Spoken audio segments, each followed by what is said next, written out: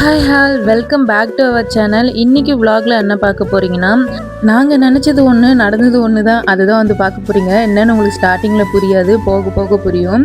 ஆக்சுவலாக பாப்பா கொஞ்சம் உடம்பு சரியில்லைன்னு சொல்லிட்டு சேத்பட் ஹாஸ்பிட்டலுக்கு வந்து நாங்கள் போயிருந்தோம்.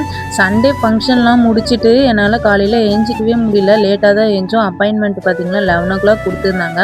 நாங்கள் இங்கே வந்து சேர்ந்ததே பார்த்திங்கன்னா 11:30 ஆகிடுச்சு. பழைய மாதிரிலாம் ஹாஸ்பிட்டல் இல்லை, இப்போ நிறைய சேஞ்சஸ் ஆகிடுச்சு. அங்கே போய் பார்த்ததுக்கு ஆதார் கார்டு இல்லாமல் உள்ளே அலோவ் பண்ண மாட்டேன்னு சொல்லிட்டாங்க. எங்களுக்கு வந்து பார்த்திங்கன்னா நாங்கள் ரெகுலராக இங்கே தான் பார்த்துட்ருக்கோம். பட் அப்போல்லாம் எங்களுக்கு தெரியல, நாங்கள் இங்கே வந்துமே ரொம்ப வருஷம் ஆயிடுச்சு. இப்போ ஆதார் கார்டு கேட்டதுனால உள்ளே அலோவ் பண்ணல. அப்படியே வந்த வேகத்தில் ரிட்டன் கிளம்பிட்டோம். சரி வேறு எங்கேயாவது போயிட்டு போகலான்னு சொல்லிட்டு தான் பார்த்திங்கன்னா அந்த பார்க்குக்காக நாங்கள் போனோம். ஆக்சுவலாக மூவி போகிறதா பிளானு, பட் அந்த டைமுக்கு பார்த்திங்கன்னா ஷோ இல்லை. நாங்கள் பைசன் மூவி வந்து கேட்டிருந்தோம், டியூ தான் வந்து போயிட்டு இருந்தது. சரி நாளைக்கும் ஹாஸ்பிட்டல் வேறு வேலை இருக்கும், நாளைக்கு வேணால் மூவி பார்த்துக்கலாம், இன்றைக்கி வந்து இதுக்கு போகலான்னு சொல்லிட்டு தான் போனது. இந்த ஸ்கூல் பசங்களாம் வந்து பார்த்திங்கன்னா டூருக்காக கூட்டிகிட்டு வந்திருக்காங்க போல், செம்மையாக என்ஜாய் பண்ணிகிட்டு இருந்தாங்க. எங்களை ஃபஸ்ட் ஆளாக இவர் தான் வந்து வெல்கம் பண்ணார். எங்கள் வீட்டில் சிண்டு இருக்கிற மாதிரியே இவரும் வந்து கொஞ்சம் சேட்டை பண்ணிகிட்டு இருந்தார். இவர் வந்து பார்த்திங்கன்னா ஒரு ஸ்பெஷலான ஒரு செலிப்ரிட்டி போல். எங்களை ஒரு மாதிரி பார்த்துட்டே இருந்தார். அவர் கூட அப்படியே செல்ஃபி எடுத்துகிட்டு நாங்களும் வந்து உள்ளே கிளம்பிட்டோம். இந்த பார்க்கோட ஸ்பெஷாலிட்டியே பார்த்திங்கன்னா என்ட்ரிஸ் ஃபீஸும் கம்மியாக இருக்கும். அதே மாதிரி வந்து பார்த்திங்கன்னா நல்லாவே என்ஜாய் பண்ணலாம். ஒரு ஆளுக்கு வந்து 25, 2 பேருக்கு வந்து 50. நாங்கள் போன டைமுக்கு இந்த ஸ்கூல் பசங்களாம் இருந்தாங்களா, நல்லா சின்ன வயசு ஞாபகம்லாம் வந்துச்சு. இந்த இடத்துல ஏதோ ஈவெண்ட் போல் பாட்டெல்லாம் போட்டிருந்தாங்க, இப்போ ட்ரெண்டிங்கில் இருக்க சாங்குக்கு. நாங்கள் வந்து ஃபஸ்ட்டு இந்த போட்டிங்காக தான் வந்தோமே இந்த பார்க்குக்கு. அவள் என்கிட்ட ரொம்ப நாள் வந்து கேட்டுட்டு இருந்தா, சுற்றி பார்க்க கூட வரல, போட்டிங் வந்து எப்படியாவது போகணும் அப்படின்னு. நானுமே இதுக்கு முன்னாடி போனதில்லை. ஆக்சுவலாக நான் இங்கே தான் ஒர்க் பண்ணியிருக்கேன், அப்போ கூட நான் இந்த சைடு எட்டி பார்த்ததில்ல. அந்த பக்கம் சேத்பட் அரிங்ஸ்டன் ரோடு தான் டெய்லியும் வருவேன் போவேன். ஸோ இந்த டைம் வந்து எப்படியாவது போயிட்டு வந்துடணும், டைமும் கரெக்டாக கிடச்சிருக்குன்னு சொல்லிட்டு நானும் வந்துட்டேன். எனக்கு ஒரு பக்கம் ஃபீலிங்லேயே இருந்தது, ஹாஸ்பிட்டல் போயிட்டு டாக்டரை பார்க்க முடியலன்னு. பரவாயில்ல நாளைக்கும் வரலாம்னு சொல்லிட்டு பாசிட்டிவாக எடுத்துகிட்டு நாங்கள் இங்கே வந்துட்டோம். இந்த பார்க்கில் வந்து பார்த்திங்கன்னா என்ட்ரி ஃபீஸ் வந்து தனியாக இருக்கும். நம்ம உள்ளே வந்து ஏதாவது பண்ணணும் அப்படின்னா அதுக்கு வந்து ஃபீஸ்லாம் தனியாக இருக்கும்.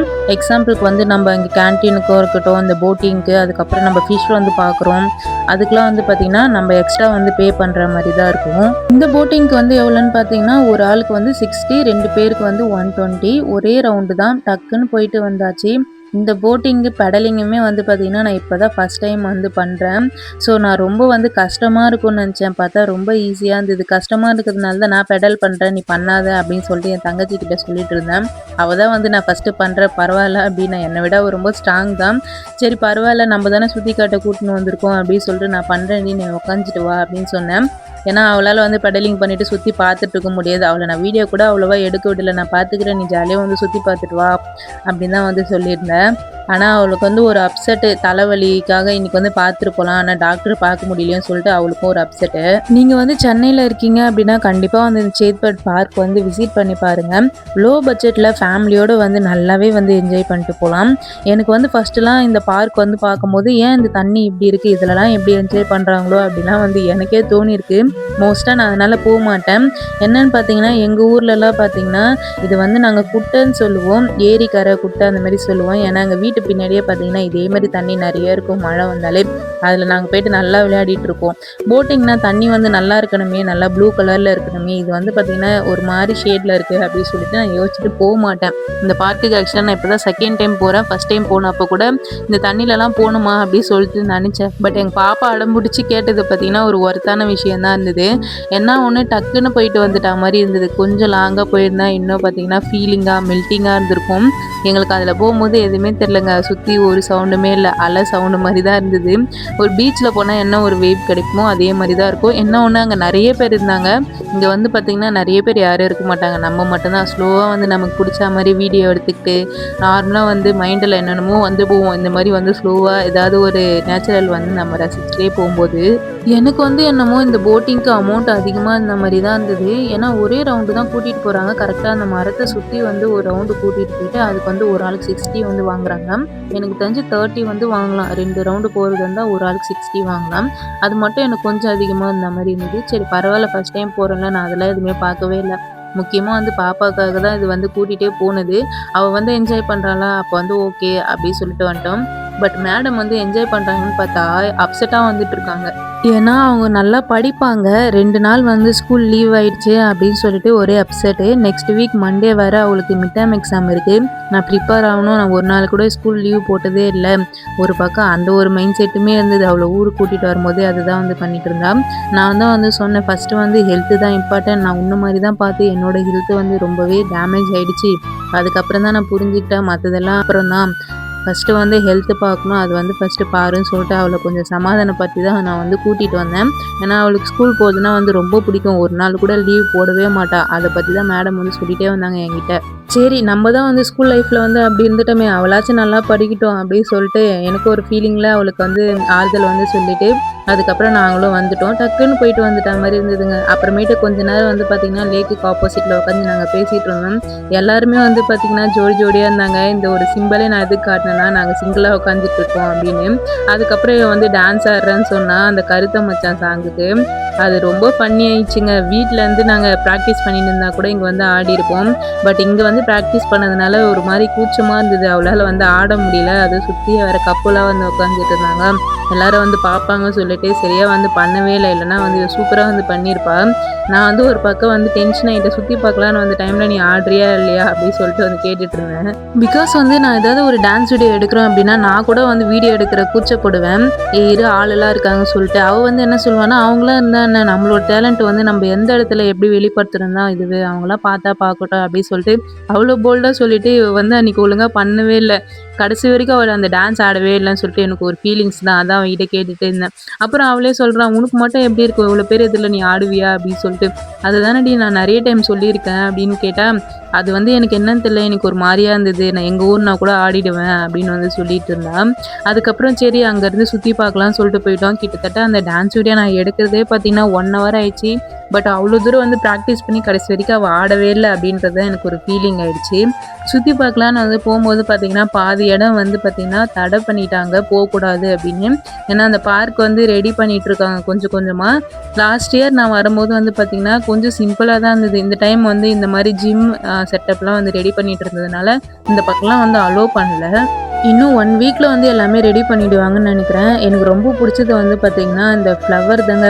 அங்கே நிறைய டிசைனாக வந்து ஃப்ளவர் வச்சுருப்பாங்க. எனக்கு ஆக்சுவலாக இதெல்லாம் பார்த்து தான் வந்து எங்கள் வீட்டில் இப்படிலாம் வைக்கணும்னு வந்து தோணுச்சு. பட் எங்கள் வீட்டில் வந்து இந்த மாதிரி மணல் செட்டப் வந்து எதுவுமே இல்லை. அதனால் வந்து ஜஸ்ட்டு ஒரு 2 பூ மட்டும் பறிச்சுக்கிட்டேன். அதெல்லாம் தொடக்கூடாதுன்னுவாங்க, யாரும் பார்க்காத நேரத்தில் வந்து பறிச்சுக்கிட்டேன். அந்த டைமில் தான் இந்த பூனை வந்து பார்த்தேன். ரொம்ப நாள் சாப்பிடாம இந்த மாதிரியே சுற்றிட்டு இருந்ததா பாவமாக இருந்தது. அது கூட நாங்கள் கொஞ்சம் பேச்சு கொடுத்தாங்க. பாசமாக வந்து எங்கள் பின்னாடியே வந்துட்டு இருந்தது. எங்கள் சிண்டு வந்து கூப்பிட்ற மாதிரி தான் வா அப்படின்னு சொல்லிட்டு கூப்பிட்ட உடனே கத்திச்சா. ஏதாவது எங்ககிட்ட இருக்குதான்னு சொல்லிட்டு பார்த்துட்டு இருந்தது. பட் எங்ககிட்ட எதுவுமே இல்லைங்க அதுக்கிட்ட கொடுக்குறதுக்கு. ஏன்னா லஞ்ச் நாங்கள் எடுத்துகிட்டு வந்தோம், அது கூட அலோவ் பண்ணவே இல்லை. அவங்க அங்கேயே வாங்கி வச்சுக்கிட்டாங்க. இந்த பூ வந்து பார்த்திங்கன்னா ரொம்பவே சூப்பராக இருந்தது. அது எங்களுக்கு வீடியோவில் வந்து உங்களுக்கு சரியாக தெரில, பட் நேரில் பார்க்கும்போது நல்லா இருந்தது. எங்கள் பாப்பா பார்த்திங்களா சுற்றி சுற்றி வீடியோ எடுத்துகிட்ருக்கா. அவங்க ஃப்ரெண்டு கிட்ட போய் நான் காட்டுவேனே அப்படின்னு சொல்லிட்டு இருந்தா. இந்த பிரிட்ஜுக்கு அந்த சைடுமே வந்து பார்த்திங்கன்னா ஒர்க்கு தான் வந்து நடந்துட்டு இருந்தது. அதனால் அந்த சைடுமே போகக்கூடாதுன்னு சொல்லிட்டாங்க. அதெல்லாம் என்னென்னு பார்த்திங்கன்னா சின்ன பசங்களாம் வந்து விளையாடுவாங்கள்ல, சர்க்கஸ் வந்து பண்ணுவாங்க. அதனால் வந்து அந்த சைடு போகக்கூடாதுன்னு சொல்லிட்டாங்க. அதுவுமே வந்து ரெடி பண்ணிட்டு இருந்தாங்க. அதுக்கு பக்கத்தில் வந்து பார்த்திங்கன்னா மீன் பிடி கோலம்னு சொல்லிட்டு ஒன்று இருக்கும். அங்கே போயிட்டு நம்ம ஸ்டெப்ஸில் உட்காந்துட்டு கீழே தண்ணியில் கால் வச்சுட்டு இருந்தால் எல்லா மீனும் நம்ம கால் கீழே தாங்க இருக்கும். அது வந்து பார்க்கவே சூப்பராக இருக்கும். லாஸ்ட் இயர் போகும்போது நான் அதை வந்து பண்ணிட்டு இருந்தேன். இந்த இயர் அங்கேயுமே வந்து ஒர்க் நடந்துட்டு இருந்ததுனால அங்கேயும் அலோவ் பண்ணவே இல்லை. அதுக்கப்புறம் நாங்கள் வந்து கொஞ்ச நேரம் வந்து உட்காந்துட்டோம். அவளும் வந்து டான்ஸ் ஆடி டயர்ட் ஆகிட்டா. உடனே வந்து சுற்றி பார்த்துட்டு இருந்ததுனால இதில் வேறு அகெயின் அந்த அம்மா சொல்கிறாங்க, நான் இந்த இடம் நல்லா இருக்குது, இங்கே நான் டான்ஸ் ஆடுறேனே ப்ளீஸ் யாருமே இல்லைன்னு சொல்லிட்டு கெஞ்சி கேட்டதுனால அங்கே ஒரு 1/2 hour சரி பண்ணுன்னு சொல்லிட்டு இருந்தேன்னா, கரெக்டாக நாங்கள் வந்து ப்ராக்டிஸ் பண்ணிட்டு இருக்கும்போது தான் பார்த்தீங்கன்னா அங்கே 2 கப்புள் வந்துட்டாங்க. அந்த கப்புள் பார்த்தா இவளுக்கு என்ன கூச்சமாகுதுன்னு தெரில, எனக்கு ஒரு மாதிரியா இருக்குது, வா கிளம்பலாம்னு சொல்லிட்டு அங்கேருந்து கிளம்பிட்டோம். எனக்கு ஒரே ஒரு கஷ்டம், கடைசி வரைக்கும் இவ்வளோ தூரம் ட்ரை பண்ணி வந்து ஆடவே இல்லையே. ஏன்னா நான் ரொம்பவே ரிஸ்க் எடுத்தேன். ஒரு கையில் வந்து வீடியோ எடுத்துக்கிட்டு ஒரு கையில் வந்து சாங் வச்சுட்டு கண்டிப்பாக வந்து பண்ணிடணும் அப்படின்னு சொல்லிட்டு ஆர்வமாக அவளுக்கு எப்பயுமே நான் வந்து மோட்டிவேஷன் கொடுத்துட்டே இருப்பேன். பட் அவளுக்கு கொஞ்சம் ஹெல்த் இஷ்யூ இருந்தனால நானும் வந்து ரொம்ப கம்பல் பண்ணேன். அவள் வந்து ஆர்வம் காட்டுறதுனால தான் சரி பண்ணுடி நான் சொன்னேன். அதுக்கப்புறம் நாங்களும் வந்து லஞ்ச் டைம் வந்துச்சு சொல்லிட்டு வெளியே வந்துட்டோம். கரெக்டாக 2:30 ஆயிடுச்சு. எங்களோட ஃபேவரட் கடைக்கு தான் வந்து நாங்கள் போயிட்டுருக்கோம். எங்கள் பாப்பாவுக்கு உடம்பு சரியில்லாமல் இங்கே அட்மிட் பண்ணப்போ, எனக்கு உடம்பு சரியில்லாமல் இங்கே அட்மிட் பண்ணப்போ நாங்கள் இந்த கடைக்கு தான் வந்து வருவோம். கரெக்டாக வந்து சிக்னல் ஆப்போசிட்டில் வந்து இருக்குது. நாங்கள் வந்து இதுக்கு என்ன பேர் வச்சுருக்கோன்னா 50 ருபீஸ் கடைன்னு வந்து சொல்லுவோம். ஏன்னா அங்கே வந்து மீல்ஸ் பார்த்தீங்கன்னா அன்லிமிட்டடாக 50 ருபீஸ் தருவாங்க. அதுவும் வெரைட்டி ஆஃப் குழம்பு வந்து இருக்கும். எப்பயுமே அந்த சைடு போனால் அந்த கடையில் போய் நாங்கள் சாப்பிடாம வரவே மாட்டோம். நானும் சரி எங்கள் ஃபேமிலியும் சரி. அதுக்கப்புறம் சாப்பிட்டு நாங்களும் நல்லா நடக்க முடியாமல் நடந்து வந்தோம். இந்த வழி பார்த்திங்கன்னா என்னோடய ஆஃபீஸ் போகிற வழி, என்னோடய மெமரிஸ் எல்லாமே அப்படியே வந்து கொஞ்சம் கொஞ்சமாக என் தங்கச்சிக்கிட்ட வந்து ஷேர் பண்ணிட்டு வந்தேன். அவனா நீ ஸ்டார்ட் பண்ணிட்டியா அந்த கதையெல்லாம் அப்படின்னு சொல்லிட்டு அவள் கேட்டுட்டு இருந்தேன். ஏன்னா அவகிட்ட இதோட நான் 1000 தடவை வந்து சொல்லிட்டு இருப்பேன். இந்த ஹாஸ்பிட்டலுக்கு வரும்போதும் இந்த பக்கம் வரும்போதும் நான் அவகிட்ட இதை பற்றி தான் வந்து சொல்லிட்டு இருப்பேன். அதனால் அவளுக்கே வந்து கேட்டு கேட்டு போர் அடிச்சிச்சா. ஆனால் சொல்லும் போது எனக்கு என்னமோ ஆர்வமாக தாங்க இருந்தது இதை பற்றிலாம் வந்து சொல்கிறதுக்கு. என்னோட சின்ன வயசு மெமரிஸ் எல்லாமே தாண்டி ஒர்க்கு அப்படின்னு வரும்போது ஒரு உமனுக்கு எவ்வளோ பெரிய ஒரு இண்டிபெண்ட்டு, அதுக்கப்புறம் எவ்வளோ பெரிய ஹாப்பினஸ்ன்னு சொல்லிட்டு மற்றவங்களுக்கு எப்படி இருக்கும்னு தெரியல. எனக்கு வந்து அப்படி தான் இருந்தது. ஏன்னா நான் ஒர்க்லாம் போவேனா அப்படிலாம் சொல்லிட்டு நினச்சி பார்த்துருக்கேன். காலேஜ்லாம் படிக்கும்போது நான் வந்து படித்தது ஒன்றா இருந்தாலும், நான் ஒர்க் போனது ஒன்றா இருந்தாலும், பிடிக்காம போய் ஜாயின் பண்ணாலும் அந்த ஒர்க் வந்து எனக்கு நான் பிடிச்சி தான் பண்ணேன். நிற்கும்போது கூட நான் அவ்வளோ தூரம் வந்து ஃபீல் பண்ணேன். அங்கே இருக்க ஒர்க்கும் சரி, அதே மாதிரி அங்கே இருக்கிறவங்களும் சரி, எல்லாருக்குமே வந்து பார்த்திங்கன்னா அவங்களோட ஃபஸ்ட் ஆஃபீஸு ரொம்பவே மறக்க முடியாத மெமரிஸாக இருக்கும். நம்ம எத்தனை ஆஃபீஸ் போனாலுமே வந்து பார்த்திங்கன்னா ஃபஸ்ட் ஆஃபீஸ் வந்து மறக்க முடியாது. பட் அதை விட இன்னொரு ஒரு பெட்டர் ஆப்பர்ச்சுனிட்டி வந்து கிடைக்கும் போது நல்லாயிருக்கும்னு நினைக்கும் போது அதை நம்ம விட்டு தான் ஆகணும், வேறு வழியே இல்லை. எனக்கு இப்போது அப்படி தான், அதை விட இன்னொரு பெட்டர் ஆப்பர்ச்சுனிட்டி கிடச்சிருக்கு. அதை விட நான் இம்ப்ரூவ்மெண்ட் ஆகியிருக்கேன். அதுவும் இல்லாமல் கொஞ்சம் ஹாப்பியாகவும் இருக்கேன். உங்களுக்கும் அந்த மாதிரி ஒரு சிச்சுவேஷன் வந்ததுன்னா கண்டிப்பாக வந்து சேஞ்ச் பண்ணிக்கோங்க. இதுதான் லைஃப்னு அப்படின்னு ஒரே கட்டத்துக்குள்ளே இருந்துடாதீங்க. ஜஸ்ட் ஒரு இன்ஃபர்மேஷன் மாதிரி தான் சொன்னேன், மோட்டிவேஷன்லாம் கிடையாது. இதோட வந்து நான் இந்த வீடியோ எண்ட் பண்ணிக்கிறேன். டாடா, பாய்.